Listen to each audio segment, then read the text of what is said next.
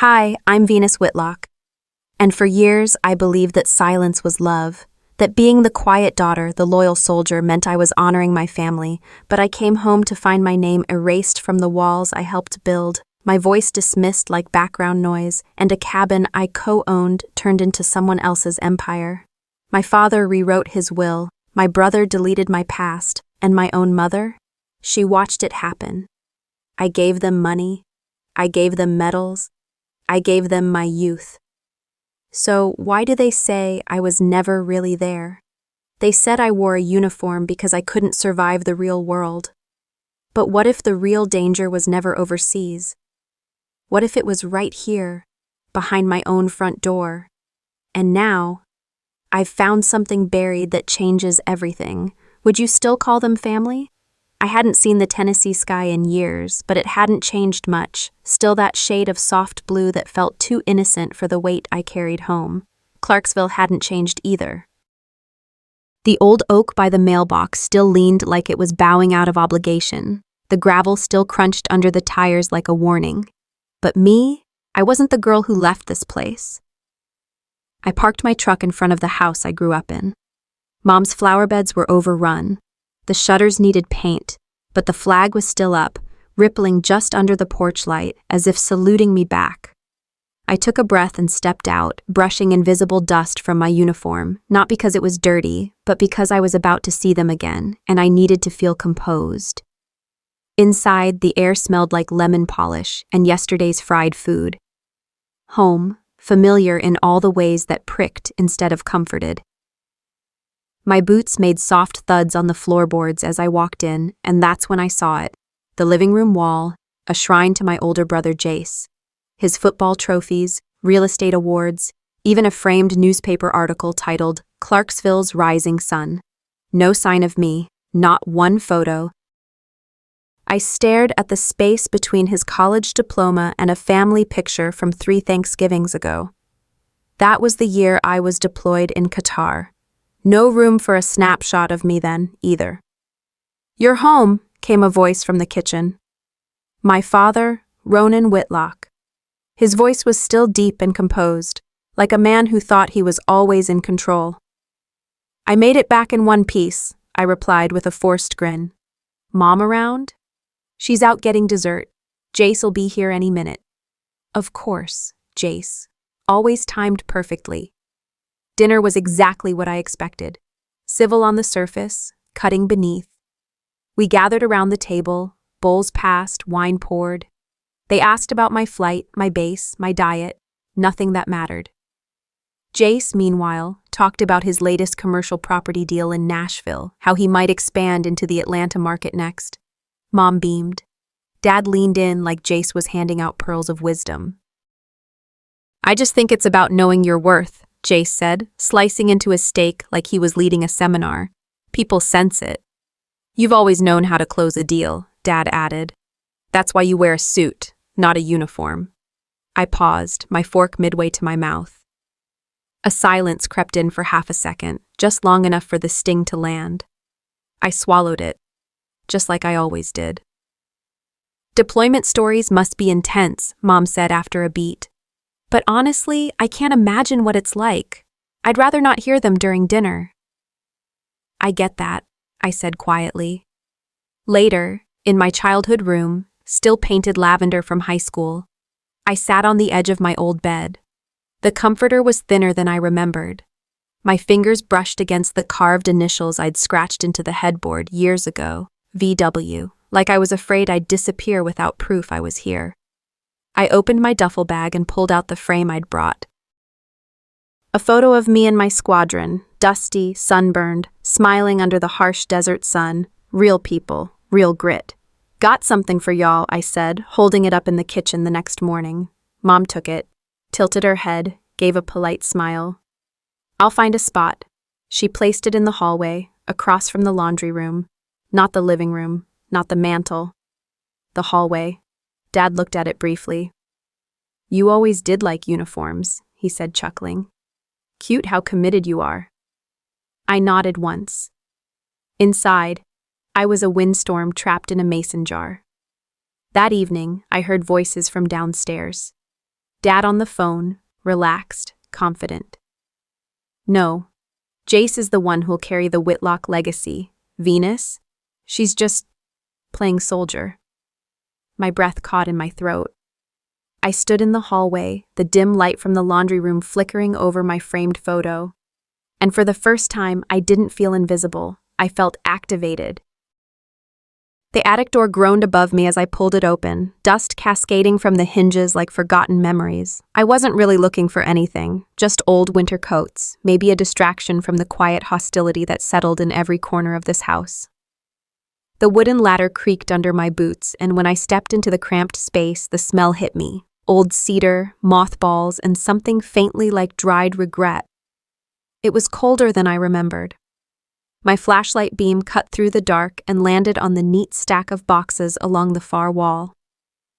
Jace's childhood memories had been preserved like a museum exhibit, his name scrawled in black marker, each lid taped perfectly, trophies glinting through clear plastic containers. Right beside them sat a lopsided, dusty box, unlabeled, forgotten. I bent down and peeled back the top.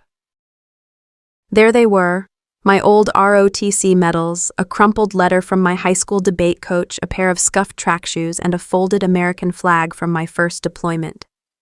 None of it looked touched in years. I ran my fingers across the medals, their edges rough with neglect. My name wasn't written anywhere on the box. If someone had found it, they wouldn't even know who it belonged to. The ache started in my chest, small, dull, but persistent. Tucked beneath an old sweatshirt was something I hadn't seen in ages. A spiral journal, pages yellowed at the corners. I opened it and felt the years rush back. On the third page, dated November 28, 2007, I found my own handwriting. First Thanksgiving away. I mailed a letter home. Called to. Mom said they were busy helping Jace move into his new place. I was in a tent outside Kandahar, eating instant mashed potatoes. I told myself it didn't hurt. It does. I closed the journal slowly, the weight of that sentence pressing down on me. The next morning, I sat at the breakfast table with my father buried in his newspaper and Jace explaining how his latest stock picks were killing it. I sipped my coffee, bitter and cooling fast. I was going through the attic, I said, trying to keep my tone light. Found some old stuff, even my deployment flag. That's so, Dad muttered, flipping the page. I also found the journal from my first year in. Do you remember when I called you all that Thanksgiving? Jace smirked. You mean the year I moved into my condo? That was chaotic. Dad grunted. You chose the uniform, Venus. No one asked you to be a hero. The words landed like a slap. I stared at my cup, the black surface suddenly reflecting a woman I barely recognized, lips tight, jaw clenched, eyes too tired to argue. Later that day, I helped Mom reorganize the pantry, her version of bonding, I suppose. As I reached behind a row of dusty canned peaches, something slipped and fell into my hand. A letter, still sealed. My handwriting. The letter I wrote from Afghanistan that Thanksgiving. It had never been opened, dated, folded perfectly, hidden behind cans like a secret no one wanted to remember. My heart didn't race, it just sank. Not with surprise, but confirmation. I had always suspected my words never reached them. Now I knew they had. They just didn't care enough to read them. That night at dinner, Jace launched into one of his embellished stories about our childhood. Remember when Venus cried for hours after failing that math test? We all had to go out for ice cream just to cheer her up. Everyone laughed. Mom playfully smacked his shoulder. Oh, she was always so hard on herself. But I didn't laugh, because I didn't fail that test. Jace had. He begged me not to tell, and I had taken the blame to protect him. But here he was, rewriting history with a polished smile, and they believed him. Later, I stepped out into the backyard. The night was cold, the grass damp beneath my boots. I pulled out my phone and scrolled through voice memos. Years ago, I had recorded a conversation, Jace, a few drinks in, confessing something he never thought would leave his lips. I pressed play. I mean, yeah, I lied. But it's not like anyone cared. You were always the soldier girl. I had to make myself look better, you know? The recording ended. I stared into the dark, phone still in my hand. Maybe it's time they finally hear the truth. I lay awake long after the ceiling fan in my childhood room stopped spinning, its silhouette dancing slow and uneven on the lavender walls. It was past midnight, but East Tennessee nights never felt empty. They carry the weight of memories. I stared, waiting for something to shift inside me, something I'd held down for years. Hope, hurt, truth. That night before my first deployment came alive again. I was packing in the guest room, my dad's old watch on the dresser, my uniform hanging beside his suits.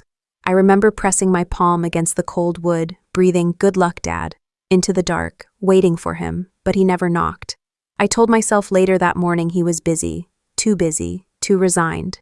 It was comforting, that lie, because saying otherwise would admit the hurt. In the morning light, I pushed open the old wooden chest at my bedside, the one my mom gave me before I shipped out. Inside, I found a busted USB drive, rusted clasp, plastic case cracked. It was buried under photos of Jace's high school graduation, under letters from real estate agents. I plugged it into my laptop, load, click of files, voicemails. There were dozens, friends from basic, other techs overseas, people who heard me laugh, who heard me sound brave. Then one from Jace. His voice shaky. "Hey sis, can you help with my car payment this month? Things are tight." I paused it. "No thank you, no. I wondered how you were doing." I kept scrolling. No messages from Dad, none from Mom. My mouth tasted bitter. I closed the laptop and pressed my back into the wall, listening to the echo of silence. I wandered to the hallway before dawn, eyes catching the empty frame on the wall. My Army graduation photo used to hang there. Now it was gone, replaced by one of Jace holding an award for business excellence in a ribboned frame. The light from the lamp hit it just right, the glass glare making Jace shine. I stood there, stomach hollow, seeing what they saw, or thought they saw. When dinner came, Dad spoke about travel plans for the cabin, turning it into a vacation rental, casual, confident. "Jace has already filed the paperwork," he said, passing dishes. I caught Mom's half-smile. She didn't meet my eyes. I swallowed hard. It was more than business. The cabin was our inheritance bonus, something I'd helped pay for with service benefits. It was my name on cosigner's paperwork once. Now I realized they mapped a future for Jace without me ever knowing it. After dusk, I stepped outside into the crisp fall air. The wind carried leaves that crackled under my boots. The smell of wood smoke drifted from a neighbor's chimney. I curled my arms around myself. "Why is everything about his story?" I whispered. A voice startled me, a soft call from Mrs. Alcott from next door. She said, "Honey, you've been carrying so much inside. People should see you." Just that, a simple truth-sayer moment. Autumn leaves drifted in the streetlights, soft gold. Inside, I sat in my room, phone in hand. I typed out a message to Alexa, my lawyer friend. Do I still have partial ownership if the cabin contract was filed without my signature? I didn't hit send right away. I sat in the silence, heart thudding. Then I finally tapped it. It's time I stopped pretending this family doesn't hurt me. The morning air felt cold, even inside the house. I wrapped myself in an old flannel robe and stepped into the den where piles of unopened mail and cluttered drawers were waiting for me. I didn't sleep much the night before. Memories of last night's dinner and Jace's lies about Mom's birthday gnawed at me like termites in an old beam. I needed proof. Not for them. For myself. I pulled the storage boxes from the hallway closet. Documents, tax records, notarized forms I had long forgotten. Buried under a stack of old magazines, I found the deed to the family cabin. My name was there, etched in black ink beside my father's. That signature cost me part of my first re-enlistment bonus, money I had planned to use for a second-hand Jeep when I was stationed in Minot. But Dad's credit was in shambles back then, and I had said yes without blinking. The more I dug, the more I found. Pay stubs showing money wired home, copies of old emails offering help with the house mortgage. I had even forwarded them to Mom with subject lines like, "Just in case this helps." Never got a reply. I wasn't bitter when I sent them. I just wanted to matter. And then, in a forgotten family folder on the old shared computer, I found an email chain between Mom and Jace. The subject line was simple. We'll handle it ourselves. I clicked. Her words. Don't tell Venus about the cabin plans. She'll just be difficult. 2 years ago, I was in Kabul, working 12-hour shifts, sleeping on a cot next to diesel fumes and a metal locker. And my family was planning to erase me from a place I helped keep standing. They didn't forget. They excluded. That night at dinner, I brought it up without ceremony, no raised voice, no accusations, just a simple question. Why didn't anyone tell me you were planning to rent out the cabin? My father didn't look up from his meatloaf. We assumed you wouldn't care. You're never around, sis, Jace added, chewing with his mouth open. Besides, you're always off playing superhero. I placed my fork down. This isn't a joke, Jace. I helped buy that place. My name's on it. He shrugged. I mean, technically, sure. But let's be honest, when's the last time you even went up there? Dad added, You're always so busy. We didn't want to pull you away from whatever it is you do. I serve, I said. Silence. Then Jace, always needing to throw a jab, smirked. You didn't even show up for Mom's birthday last year. Don't act like you suddenly care. My stomach flipped. I did show up, I said. My voice dropped into a whisper. Excuse me? Mom looked confused. I turned to her. I came, with flowers, and a card. Jace told me the party was canceled because you weren't feeling well. Her eyes darted toward Jace. I knocked, I continued. No one answered. So I left the bouquet on the porch. Dad was watching the news now. Jace looked down, still chewing, the coward's way of hiding a lie. That was the moment it all locked into place. The erased letters, the unopened email, the forgotten photos. None of it was by accident. I stood and walked to the kitchen. One by one, I placed the documents, photos, and receipts on the table like evidence at a trial. I'm not the absent one, I said. I'm the one who held this family together while you weren't looking. Mom's eyes welled up, but she didn't speak. Dad sipped his wine. Jace picked at his cuticle. I gave up bonuses. I stayed up on deployment, wiring money to keep this house above water. I signed on to loans. I kept your secrets. They said nothing, and then I slammed my palm on the table. The glasses clinked. Mom flinched. Dad's jaw tightened.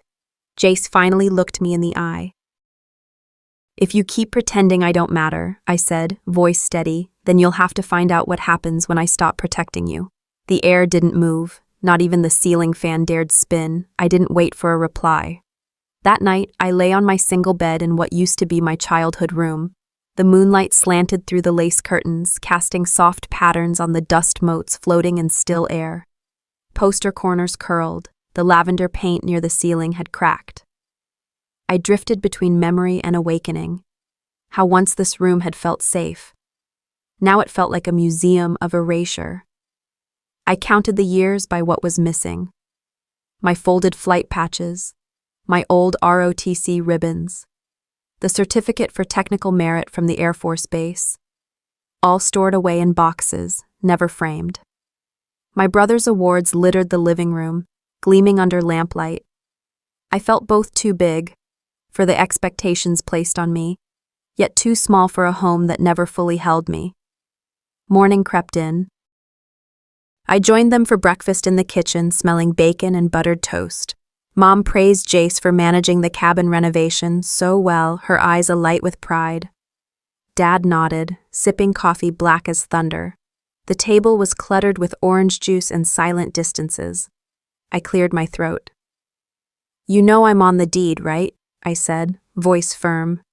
You know I helped with the taxes every year. Why does it feel like you erased me? They all paused. Dad's gaze flicked to the window. Jace chuckled, clinking his spoon. Sure, you're on paper, but you haven't spent time up in the woods, seeing all the work.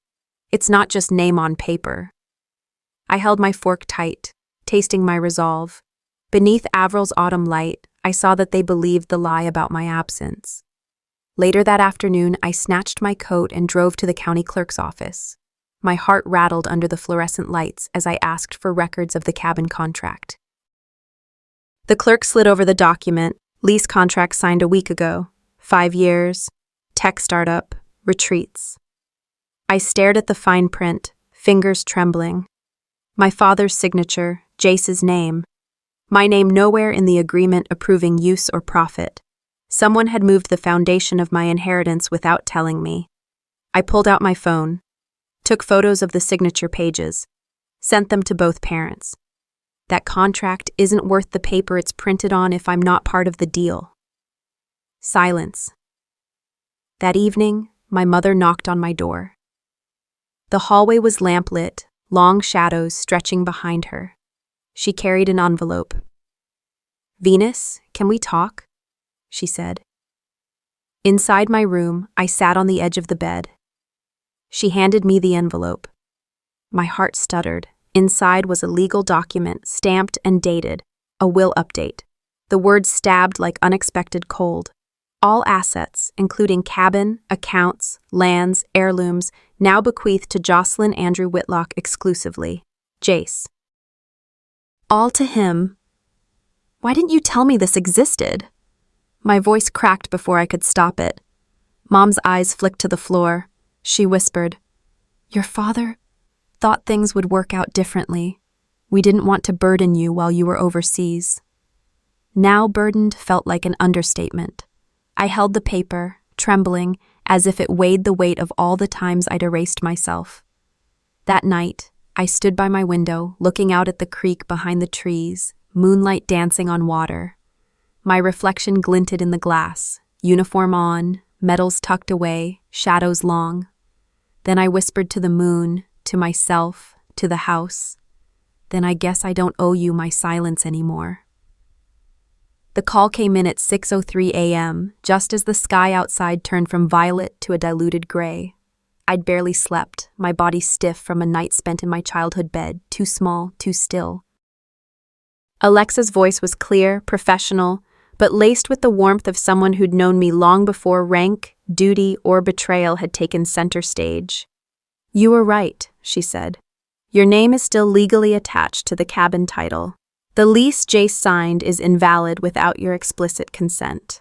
A breath I didn't realize I was holding released from deep in my chest. But before relief could settle in, she continued. "However, if your father changed the will, and Jace is the sole heir, depending on how and when it was filed, he could still gain control after your father's passing. Of course. Nothing was ever simple in this family." I thanked her, promised to send over more paperwork, and hung up, staring at my phone like it owed me an apology. Downstairs, I made myself coffee. Bitter, no cream, just how I felt. I opened the family's shared drive, where we used to store everything from old tax returns to childhood photos. I had uploaded a scan of the cabin's original deed there years ago, along with payment receipts, bank transactions, even emails showing my contributions. But now, the folder was gone. Gone. I clicked through every subfolder, every backup. Nothing. I called my father, trying to keep my voice level. "Hey, Dad, did something happen to the shared drive?" "Huh?" he muttered. "Oh, I told Jace to clean it up. Maybe he cleared the whole thing." That wasn't his to delete. His silence was the loudest thing I'd heard from him in years. I didn't say goodbye. I just hung up. By the time I reached the garage, Jace was elbows deep in engine grease, tinkering with that rusted Honda bike he never quite managed to finish rebuilding.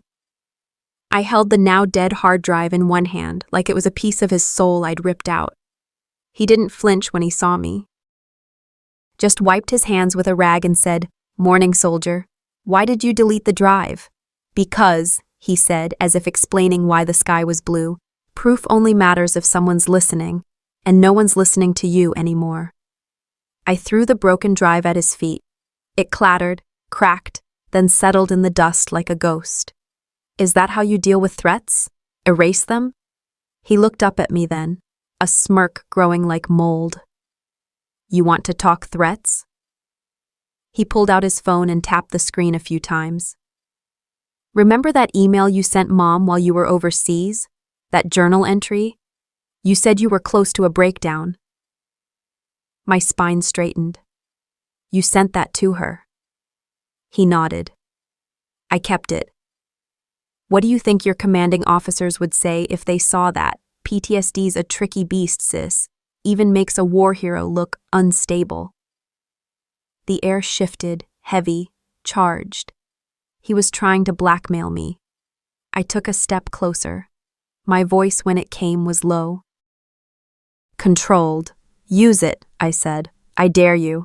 But if you go there, we're not family anymore. You'll be just another enemy I've outlived. For the first time in days, he didn't have a comeback. I turned and walked out, the door slamming behind me with the finality of a gunshot. That night, I sat on the edge of the bed with my laptop open and sent Alexa an email with the subject line, urgent filing. Inside, I wrote, I'm ready to file an injunction. And underneath that, without a second thought, I added, and I want to contest the will. I woke to a ringtone I didn't recognize, buzzing like an alarm through the early morning hush. It was a law firm, paper delivered electronically, but its message weighed like steel. You are harassing your family and obstructing property rights. That's what it said. My fingers hovered, then tapped to end the call. My heart thudded. I poured coffee, darkness still clinging low outside the windows. I called Alexa. Her voice was sharp over the line. They're trying to flip the narrative on you, she warned, while I stared at my reflection in the kitchen tile. They'll dress you up like the aggressor, use everything you said, everything you felt to paint you as unstable. Don't let them do that. The first spark of dread was answered by anger so raw it nearly split me in two. That afternoon I went to see Lila, my cousin who used to nod when I spoke. She opened the door quietly, hesitant. We sat in the old screened porch, mosquitoes buzzing, curtains fluttering. I handed her the letter. I said nothing. She sighed. I didn't want to do it, she said. Jace, he offered me help. Told me to say you've been emotionally unwell. He said people would believe it if someone close to you said it. My skin prickled. Betrayal wasn't new, but this was assault from someone I thought was loyal. Lila's eyes were full of regret, but silent. I needed the money, she said. Soft, but loud enough to break something inside me. I stood, sunlight scorching through the slats. Your truth doesn't fix the lie, I told her. I took out my phone. I opened the folder where I had saved every email, every bank transfer, every photo, the cabin deed with my name, the wires I sent home for repairs, the text where Dad said, "Thank you for keeping this place afloat."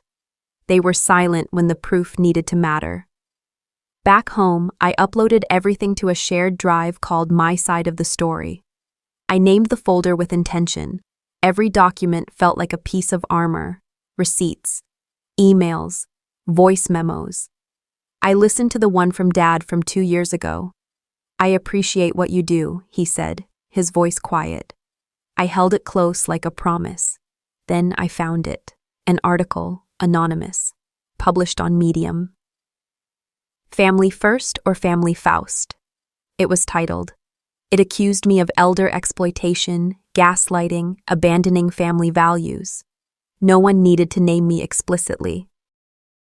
Anyone who knew my story could see myself written in its lines. I traced the IP to a burner account.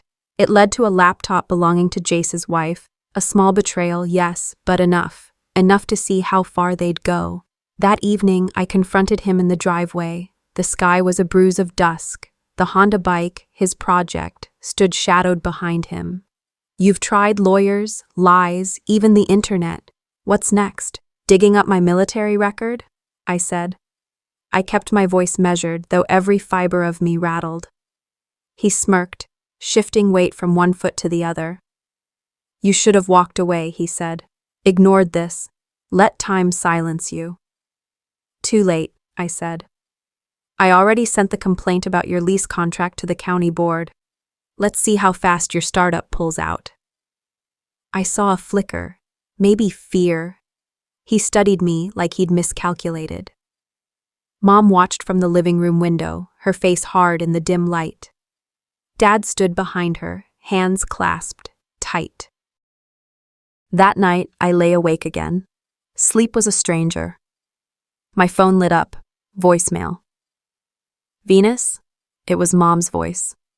Quiet, shaky. There's going to be a family meeting. Tomorrow, everyone's expected to be there. I didn't say anything.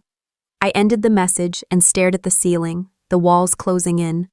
I felt something shift. I wasn't the only one. I wasn't alone in this after all. The house felt smaller than ever. I walked in last, deliberately late, letting the anticipation simmer. They were all there.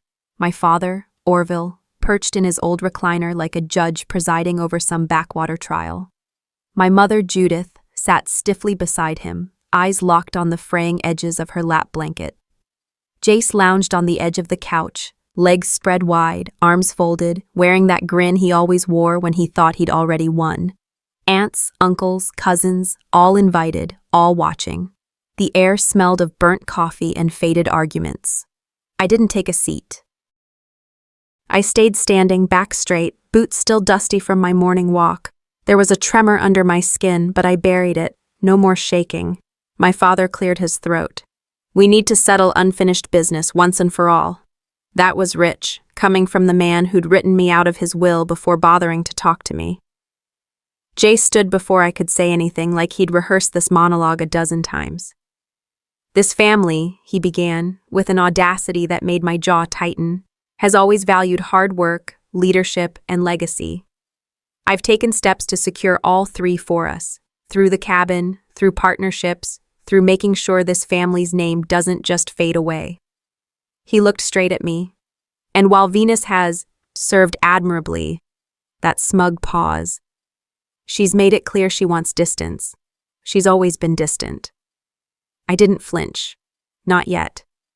He continued rambling, pivoting the room's energy like a cheap magician performing illusions. But before he could keep spinning his threadbare story, a voice broke the rhythm.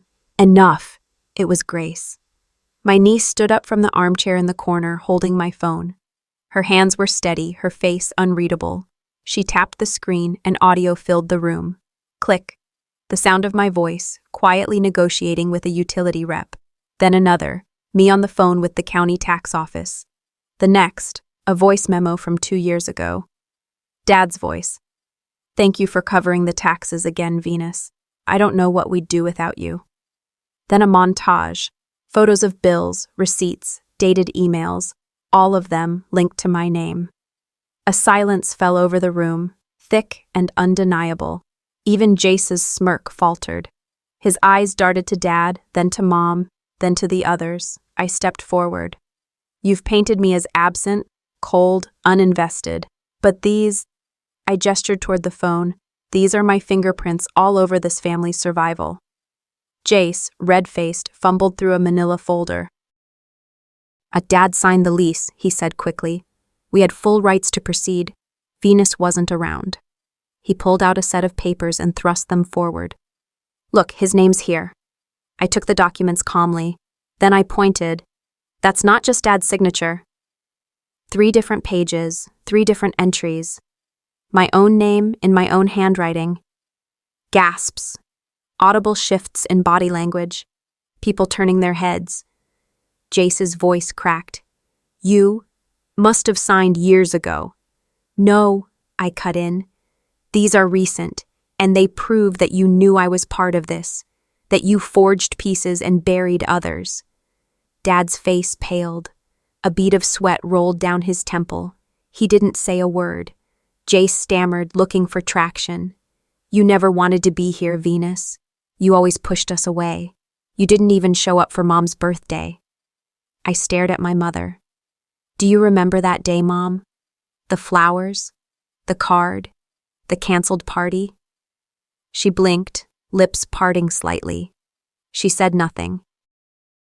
I felt a wave of anger rise, but I forced it down.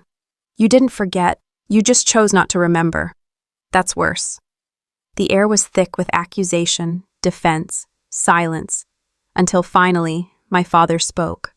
"I thought," he began, voice hoarse, "what I was doing was protecting the family legacy. Maybe I was wrong." No one spoke. No one moved. In that moment, something inside me cracked, not in defeat, but release. I wasn't going to win them all back. Maybe I didn't need to. But I'd been seen. Jace stormed out without another word, slamming the front door so hard the picture frames rattled. I stood in the stillness that followed, my chest rising and falling. "This isn't over," I said, mostly to myself. "Not for me. Not for us." Dawn broke softly in Clarksville, the sunlight filtering through the curtains with a gentleness I hadn't felt in too long. I lay still a moment, breathing in the quiet. No voices arguing downstairs. No phone buzzing with accusations. Just the soft chirp of birds, the hum of morning. It was a silence that felt earned, like a scar finally knotted closed. I got up and walked to the kitchen window. The bird feeder swayed in a gentle breeze, bright red cardinals darting to seed. I waited, watching them, letting the memory of dust and exclusion drift away. For years I'd believed my worth was measured by what wasn't said, by shadows, by what they forgot or refused to acknowledge. But here, in the gentle light, I felt something shift. That maybe worth isn't about being seen by everyone, but about knowing you're true to yourself. Then, a knock on the front door startled me into silence. A courier, just one man, handed over a thick envelope addressed to me in Dad's handwriting. My trembling fingers tore through the seal. Inside was Orville's updated estate plan, notarized, the house, the business, and his lands quietly reassigned to my name, signed a month ago. At the bottom, a yellowed post-it stuck lightly. "Not all legacies are built in silence." I sank onto the brown-patterned sofa, heart pounding. Vindication arrived like a surprise rainstorm, wet and overwhelming. Grief, yes, but not defeat. Mid-morning, I drove over to Mom's apartment. The streets were empty, the world still waking. Judith answered the door in a faded robe, eyes swollen, uncertain. I held out the letter.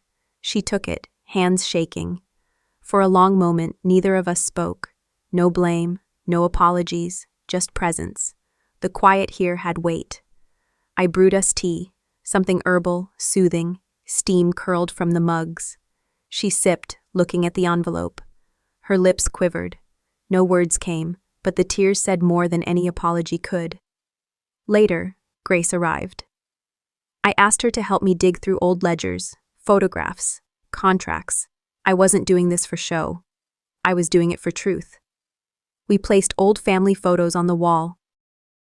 One from my deployment, another of Jace and Dad at a ribbon cutting, one of Mom smiling in spring.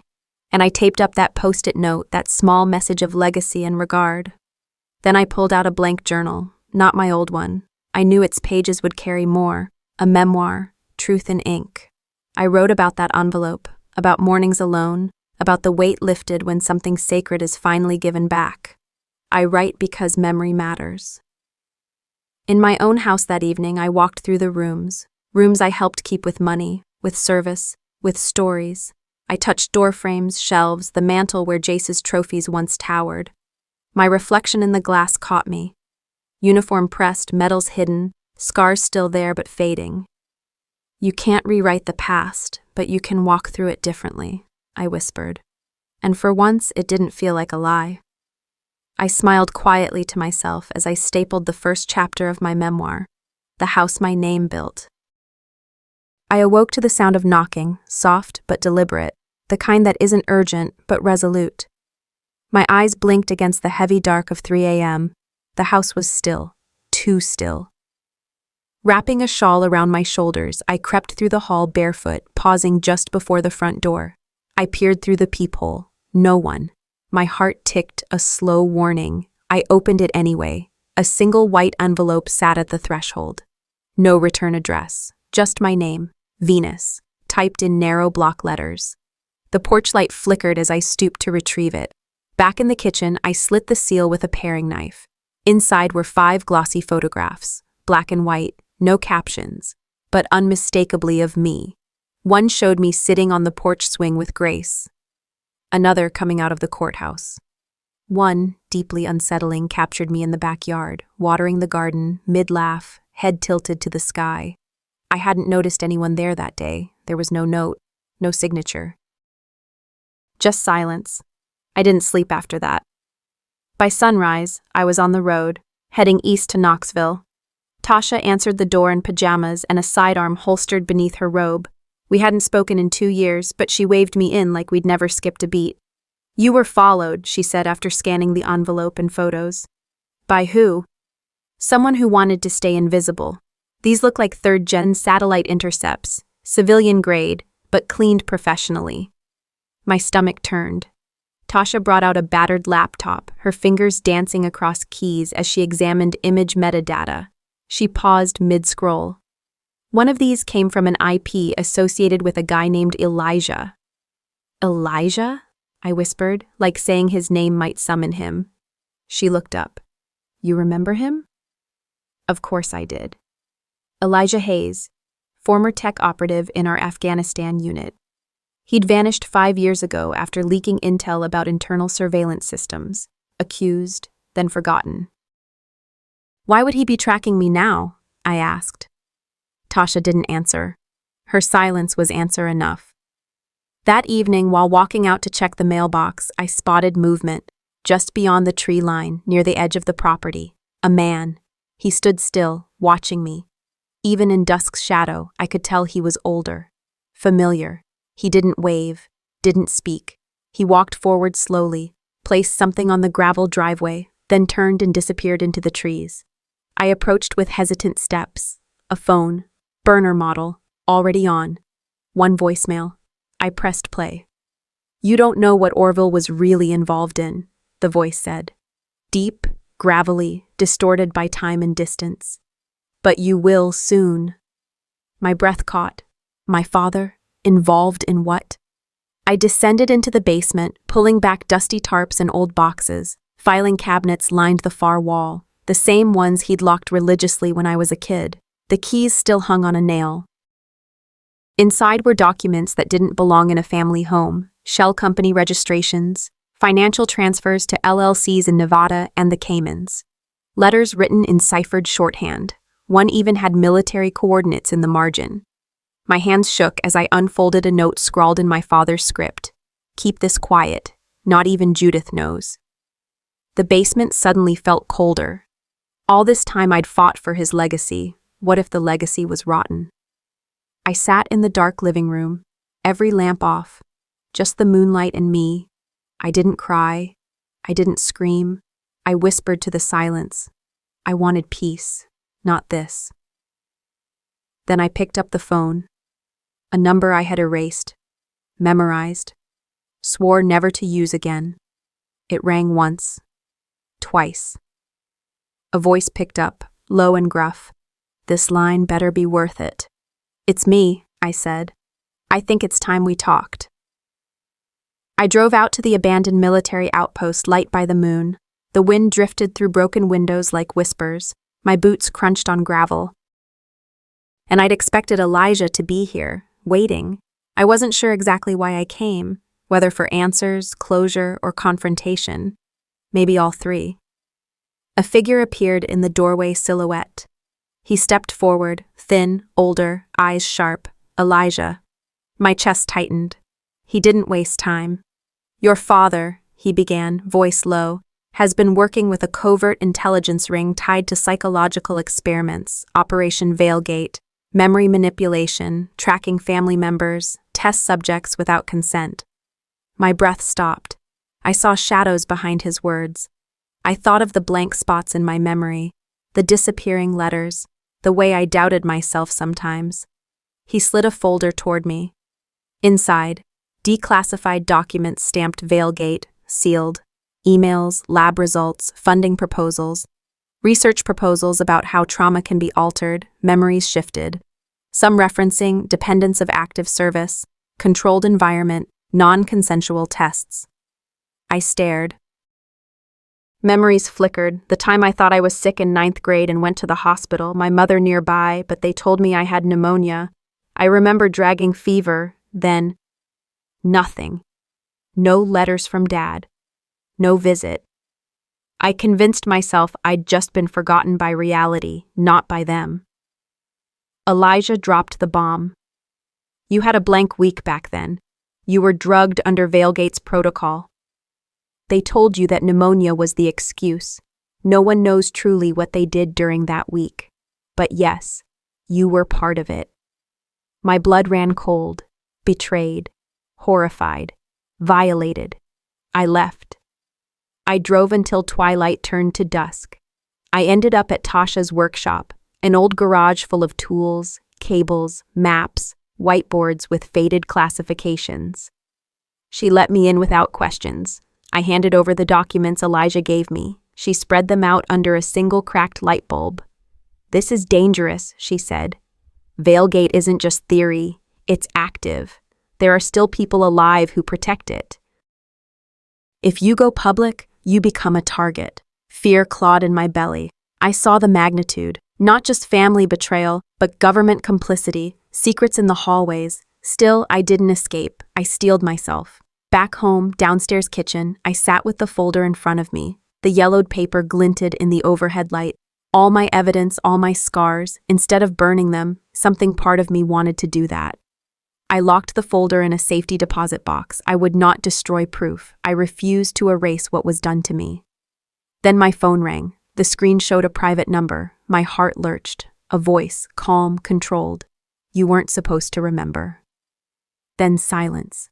I needed the night to swallow me first. The moonlight was dim at the outpost, broken through shattered windows and rusty metal beams. I waited, every sense alert, in the abandoned hangar where Elijah had asked me to meet. I was not alone this time. I wore a microphone, had hidden cameras, backup plans. The air reeked of oil, dust, and memories I'd hoped were buried. The shadowy figure from before stood in the center, waiting. Ray Voss. Commander Ray Voss, once believed retired, now exposed. I recognized the stiffness in the shoulders, the way he stared, not just at me, but through me. Elijah's silhouette behind me flickered by lantern light.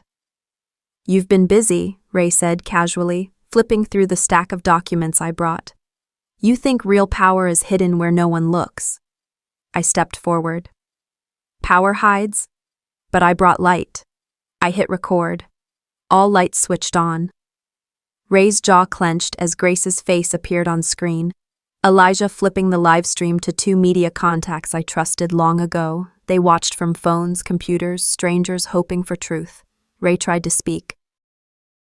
I held up a sealed envelope. Inside, letters from lab techs, confessions made in small blurts, emails that said experiment era over, but also retain data until legal shutdown.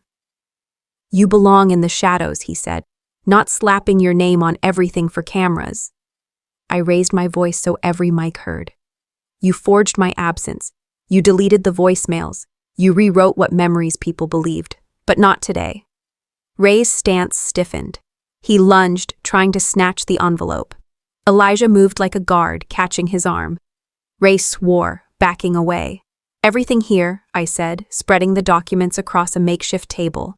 Old contracts, medical records, lab proposals with my name and data about my childhood hospital stays. "All signs point to your betrayal, Ray. Tasha believed you protected us. She shielded him. She didn't know." Ray's face betrayed him. In that moment, I wasn't a hurt daughter. I was someone who had prepared, someone who knew how to strike. Within hours, the live stream had gone viral. Congress members were tagged. Lawyers began following the threads. I used an alias when testifying first, just enough to force an investigation without opening myself to retaliation. Ray and the other operatives got arrested. Tasha came under review. And because of the legal filings I had stored, evidence submitted carefully, nothing could be undone.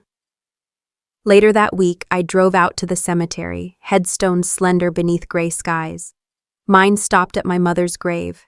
I knelt beside it, placing a single black stone on her tomb, hands steady, tears cold. "You were silent," I said, "but I never will be again." I stood, the wind tugged at my jacket. I walked away, leaving behind the cold earth and the whispers behind me. Because this was no longer about proving I existed. It was about defining what I stand for. There's something no one tells you about silence. It doesn't stay silent forever. It becomes echoes, memories, even fury. And sometimes it becomes a voice strong enough to shake foundations. I used to think loyalty meant staying quiet, playing the good soldier, letting family define my worth.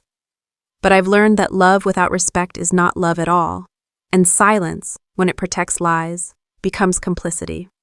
If there's one thing I hope you take from my story, it's this. Speak up. Not because you owe anyone a fight, but because you owe yourself the truth. Whether it's within your family, your career, or your community, don't let anyone erase your story. Don't wait for someone to validate your worth. You were never meant to live in someone else's shadow. Now, let me ask you, have you ever kept silent just to keep the peace? Did it bring you closer, or did it just build walls? I'd love to hear your thoughts. Share your story in the comments. Tell me where you're watching from. And if this story touched you in any way, drop a 1 in the comments so I know I'm not alone out here. If you didn't like the video, that's okay too. Let me know why. Let's talk about it. But if you did find meaning here, if it hit something real, please consider subscribing to the channel. That way you won't miss the next chapter. Because these stories, they're not just mine, they're ours.